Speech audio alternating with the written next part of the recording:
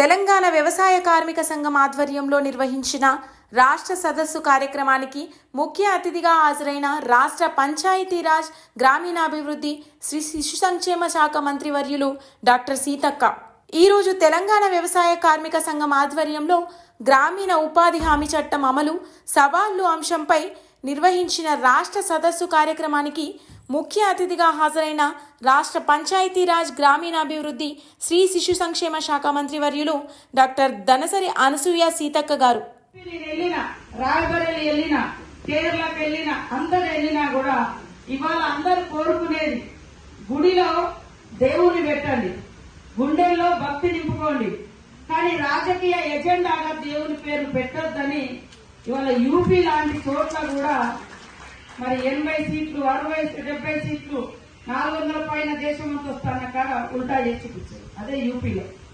ఉత్తరప్రదేశ్ లో అయోధ్య కట్టిన కాడ రామ మందిరం కట్టిన కాడ కూడా ఉల్టా చేసి పెట్టారు. ఎందుకంటే అక్కడ అడుగుతున్నారు, ఓకే మాకు దేవుడు అంటే నమ్మకమే విశ్వాసమే, కానీ మా బతుకులు ఎట్లా, మేము ఎట్లా బతకాలి, ఇవాళ ఆదానికో అంబానికో లక్షల కోట్లు వస్తే మా కాడికి ఎట్లా నిండాలి అని తిరగబడ్డారు ఆ ప్రాంతాలలో.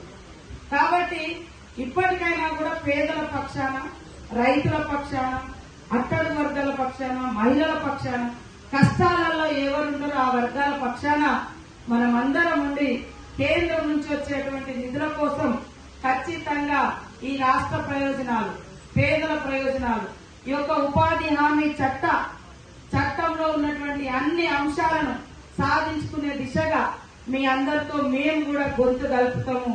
ఈ రాష్ట్ర ప్రయోజనాలను కాపాడడం కోసం ఎంతటి పోరాటానికైనా మేము ముందుంటామని తెలియజేస్తూ, తప్పకుండా మేము తొందరలోనే సమీక్ష నిర్వహించి మా పరిధిలో ఉన్నాయన్ని మేము అమలు చేస్తూ మిగతా కేంద్రంతో ఏదైతే ఉన్నదో కేంద్రంతో లింక్ ఉన్నటువంటి కేంద్రం ద్వారా రావాల్సినటువంటి వాటి కోసం కూడా మరి మెడికల్ కిట్స్ ఇవన్నీ కూడా అందజేయాలనేటువంటి ఉద్దేశంతో రాసినాం. ఇప్పటివరకు ఇంకా ఇప్పుడే వచ్చింది కాబట్టి దాన్ని ఖచ్చితంగా ఫాలో అప్ చేస్తాం. మరి ఏదైతే వాస్తవానికి పని దినాల పెంపకం గురించి కూడా నా పరిధిలో ఏవేవైతున్నాయో అవన్నీ కూడా చేస్తాం. మేము కూడా ఒక హామీ ఇచ్చినాం, వాస్తవానికి వ్యవసాయానికి అనుసంధానం చేయాలి, పని దినాలు పెంచాలి, 400 రూపాయలు ఒక ఉపాధి హామీ కూలీకి కల్పించాలి, రోజుకు 400 రూపాయలు ఇవ్వాలని కాంగ్రెస్ పార్టీ కూడా మేనిఫెస్టోలో పెట్టడం జరిగింది. కానీ అక్కడ చూస్తే ఈ చట్టం ఏమో కేంద్రం పరిధిలో ఉంది. కేంద్రంలో మనం ఇక్కడ ఉన్నటువంటి అందరం కలిసి ఐక్యంగా పోటీ చేసినాము, కానీ అక్కడ ఒక మరి వేరే పార్టీ బీజేపీ వచ్చింది. కాబట్టి మనం కూడా పిల్లలకు, పెద్దలకు, యువకులకు చైతన్యం చేస్తూ ఇవాళ వ్యవసాయ రంగాన్ని కార్పొరేటీకరణ చేయాలని చూసి, అదేవిధంగా ప్రభుత్వ రంగ పరిశ్రమలు ఇవాళ ఎల్ఐసీలు కానీ, బిఎస్ఎన్ఎల్ కానీ, రైల్వేలు కానీ ఇలాంటి అన్ని కూడా మరి వాళ్ళ దోస్తులకు దోసిపెట్టాలని చూస్తున్నారు.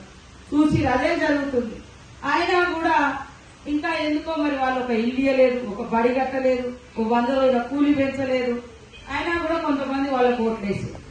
ఎందుకు అంటే అయోధ్యలో రామాలయం నిర్మించారు. మరి భద్రాచలంలో కూడా రాముడు ఉన్నాడు, ఇక్కడికి ఒక రూపాయి కూడా ఇవ్వలేదు. అయోధ్యలలో రాముడు కట్టింది కూడా మరి అందరి దగ్గర తీసుకుపోయి కట్టేది. అందుకనే ప్రసిద్ధిగాంచిన రామాలయాలు ఎక్కడెక్కడైతే ఉన్నాయో ఆ రాముడిని ఈ రాజకీయ ఎజెండాలకు తీసుకొచ్చినందుకు ఆ అయోధ్యలో కూడా వాళ్ళని బీజేపీలను ఓడించారు. ఇక్కడ మన దగ్గర రాముడు ఉన్న కాడ కూడా ఓడిపోయాడు. రాష్ట్రంలో, దేశంలో ప్రసిద్ధిగాంచిన దాదాపుగా 7-8 చోట్ల రాముడు ఉన్నటువంటి చోట్ల మొత్తం బీజేపీ ఓడిపోయింది. ఇవాళ యూపీలో